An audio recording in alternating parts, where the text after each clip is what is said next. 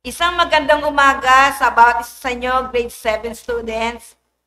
Ako ay muling natutuwa na magkakasama-sama tayo sa ating pag-aaral sa araw nito.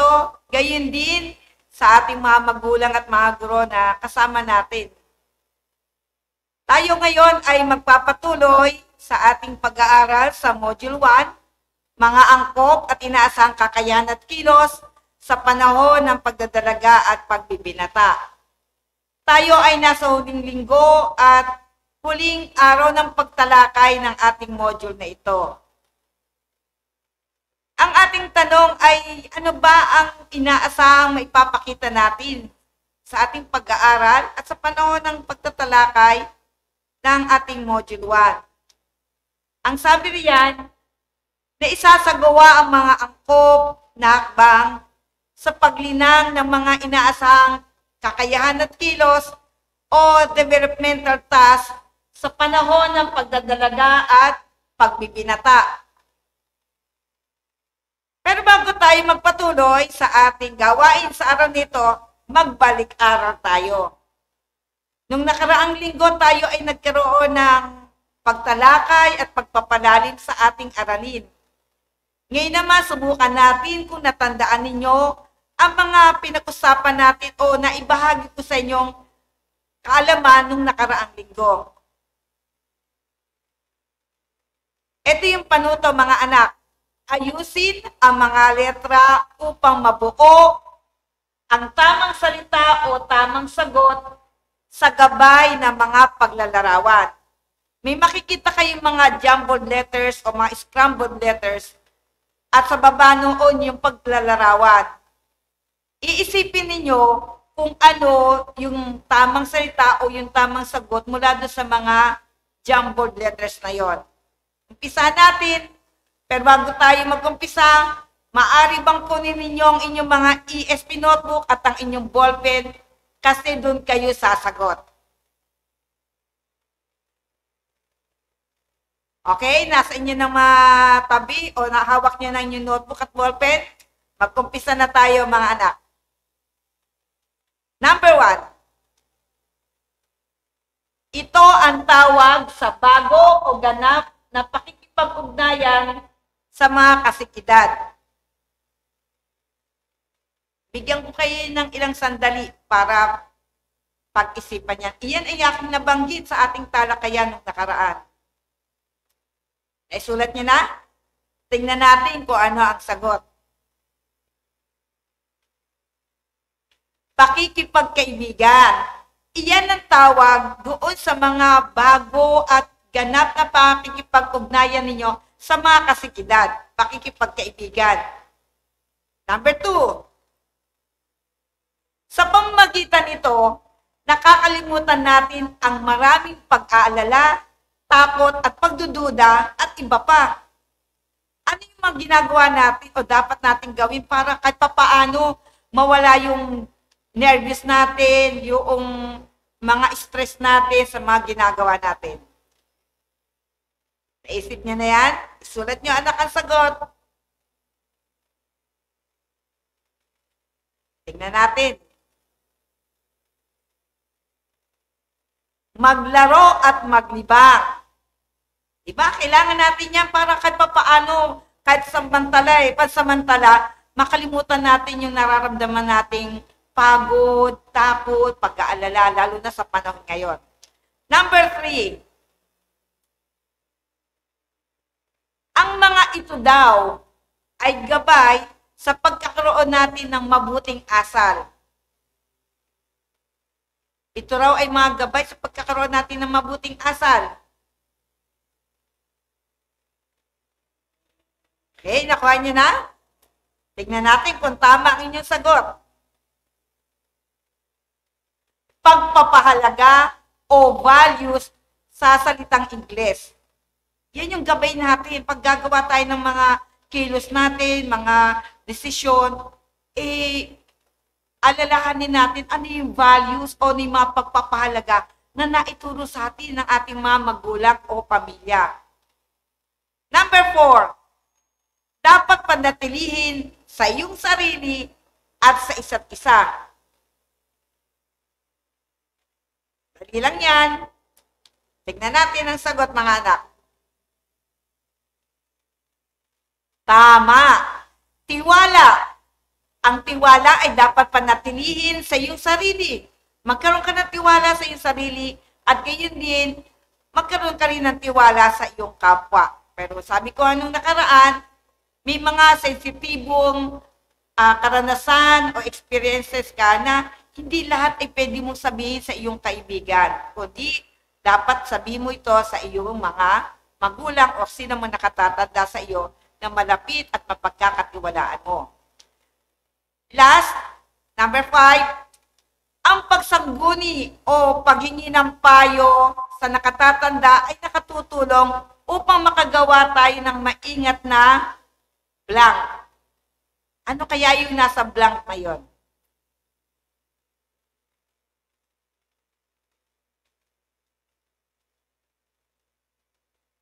Okay na? Tingnan natin ang tamang sagot sa number 5 na iyan. Pagpapasya. Humingi ka ng opinyon sa iyong mga magulang, sa iyong nakatatandang kapatid o sino man mapagkakatiwalaan tungkol sa bagay na gagawin mo. Humingi ka ng opinyon o mga ideya nila para makagawa ka ng isang maingat na pagpapasya.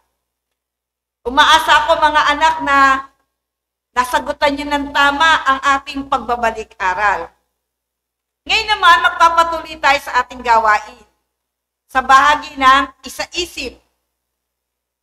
Ngayon tayo ay gagawa ng paghinuha ng batayang konsepto. Tingnan natin, basahin nga natin mga anak, sabayan niyo ako doon sa tanong na ito. Ano ang naunawaan mong mahalagang konsepto sa babasahin o sa ating naging talakayan? Isulat ito sa iyong kwaderno gamit ang kasunod na graphic organizer. Iyan yung graphic organizer mga anak. Iyan din ay makikita sa inyong module. Ang sabi doon sa unang square, ang paglinang ng maangkop na inaasang kakayan at kilos o developmental task sa panahon ng pagdadalaga at pagbibinata ay, eto na, nakatutulong sa blank, blank, blank. Diba? Susulat niyo dito sa blanco mga anak. Ano yung naitutulong ng paglinang ng mga inaasang kakayahan at kilos mula sa inyo na nagdadalaga at nagbibinata?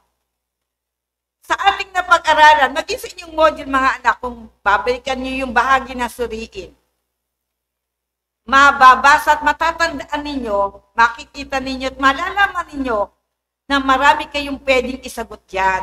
Marami tayong ibinahagi dyan nung nakaraan. Kaya yan yung gagawin natin paghinuha ng batayang konsepto. Ngayon naman, sa gawain 4, isasagawa natin ang paggawa ng comic strip. Yung susunod na mga salita, halimbawa ito, yung nanay, ang dialogue niya, dalaga ka na o binata ka na, dapat maging responsable ka na sa mga gawaing bahay habang tayo ay stay at home dahil sa COVID-19. Dinuktungan pa ni nanay. Sabi niya sa dialogue niya, marunong ka dapat mag-alaga na yung sarili. Tulad ng paghuhugas ng maigi ng kamay mo para makaiwas sa virus. Kung nakikita niyo yung linya na to, ito yun naman yung sasabihin ng anak, yung dialogue niya, itutugon niya, isasagot niya sa kanyang nanay. Tandaan mga anak ha, sa pagsagot ng anak, makikita dito ang kilos na inaasahan sa isang nagdadalaga at nagbibinata. At gawin niyo ito sa isang papel, hindi sa notebook. Kasi, ito yung itsura ng ating comic strip. Hindi naman kailangan talagang magandang-maganda. Ang makita natin, para kayo nagbabasa ng comics o ng isang aklat, na yan yung dialogue, tapos ito yung anak, tapos isusulat nyo kung ano yung pwede nyong itugon doon sa salita ni nanay, na nagpapakita naman na kayo ay lumalago bilang isang nagdadalaga at nagbibinata. bago tayo magtapos mga anak, malapit na tayo matapos, gagawin natin ang tayahin, ang bahagi ng tayahin o yung pagtataya. Gagawin din natin ito sa ating ESP notebook. Sumulat kayo ng 1 to 10 bilang 1 hanggang 10 kasi 10 lang yung gagawin nating pagtataya. Okay? Sige anak. Ito yung panuto. Isulat sa patlang ang PK kung ang pag-unlad ay pangkaisipan. PL kung ito naman ay panlipunan. PD kung ito ay pandamdamin. At M kung ang pag-unlad ay may kinalaman sa moral. Ulitin natin. Babasahin niyo yung tanong. Tapos susulat ninyo kung PK kung ito ay nagpapakita ng pag-unlad ng inyong kaisipan, pangkaisipan. PL naman kung ito ay pag-unlad, panlipunan. Pag PD, sa damdamin. At M kung ito ay sa moral. Handa na kayo mga anak sa ating pagtataya? Tingnan natin. Number 1. Alam kung ano ang tama at mali. Iyan yung choices mga anak ha. Iyan yung mga choices, yung 4. Yung PK, PL, PD at M. Naipaliwanag ko na sa inyo kanina kung anong kahulugan nun ha. Okay. Naisulat nyo na. Alam kung ano ang tama at mali. Number 2. Karaniwang nararamdamang labis na mahigpit ang magulang at nagiging rebelde. Karaniwang nararamdamang labis na mahigpit ang magulang at nagiging rebelde. Isagot na kayo? Okay, number 3. Madalas na mainitin ng ulo. Kadalasan ang mga nakatatanda o may otoridad ipinatutungkol ang mga ikinagagalit. Madalas daw mainit ang ulo at yung kinagagalit niya, ang dinadahilan niya kasi sa mga matatanda o sa mga may otoridad. Alin dyan ang sagot niya mga anak? Okay, dapat tayo ngayon sa number 4. Nasusundan at nasusuri ang paraan at nilalaman ng sariling pag-iisip. Nasusundan at nasusuri ang paraan at nilalaman ng sariling pag-iisip. Okay, number 5. Madalas ay may pag-aalala sa kapakanan ng kapwa. Madalas ay may pag-aalala sa kapakanan ng kapwa. Okay? May sagot na kayo? Number 6. Hindi magsisinungaling. Saan kaya yan? Pangkaisipan? Panlipunan? Pandamdamin? O moral? Hindi magsisinungaling. Number 7. Madalas, malalim ang iniisip. Madalas, malalim ang iniisip. PK, PL, PD, o M.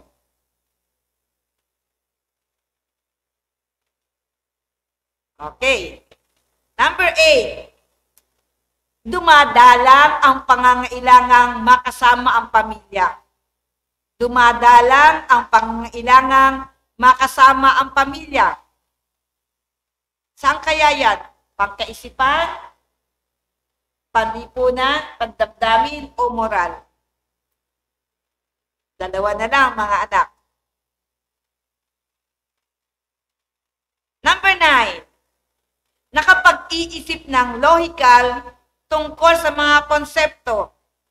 Nakapag-iisip ng logical tungkol sa mga konsepto.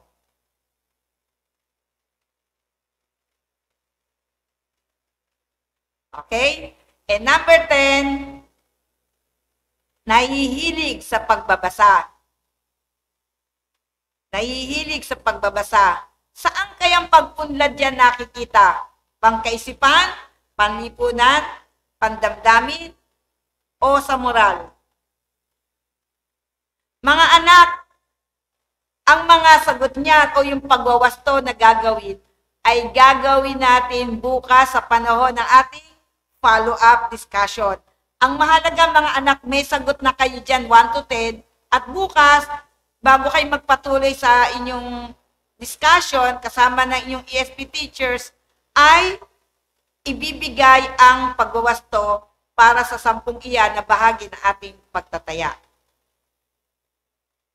Ngayon naman mga anak, meron tayong karagdagang gawain, ang paggawa ng maikling talata o short paragraph.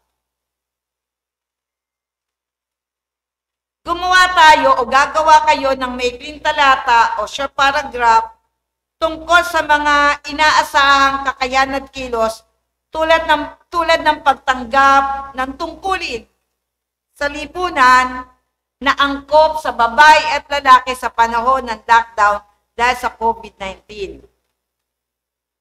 Yan ay karagdagan nating gawain mga anak at mamaya sa pagtatapos ng mga live streaming sa inyong mga asignatura, maaari nyo na umpisahan yan para bukas kayo ay handa at makikilahok kayo sa follow-up discussion ng ating asignaturang edukasyon sa pagpapakatao. Mga anak, nalaman ninyo ang kabuuan ng ating Module 1, yung ating Aralin 1, at nalaman ninyo yung maraming pagbabago sa inyong mga sarili bilang nagdadalaga at nagbibinata. Gayon din, nawa ay natutunan at naunawaan ninyo na may mga bagay tayong dapat isagawa upang ma-develop, malinang ang inyong mga kakayahan at kilos, lalo na sa panahon ito ng pandemya, sa panahon na kayo ay nagdadalaga at nagbibinata. Gaya ng aking sinasabi sa mga nakaraang pag-aaral natin, dalangin namin at hangad namin na kayo ay magkaroon ng magandang buhay at magpatuloy kayo sa pagiging isang mabuting tao. Pagpalain tayong lahat ng ating Panginoon. Maraming salamat sa inyong pakikinig, pagdalo at pakikibahagi sa panahon ng ating pag-aaral ng Module 1, mga angkop at inaasahang kakayahan at kilos sa panahon ng pagdadalaga at pagbibinata. Maraming salamat at paalam sa inyo.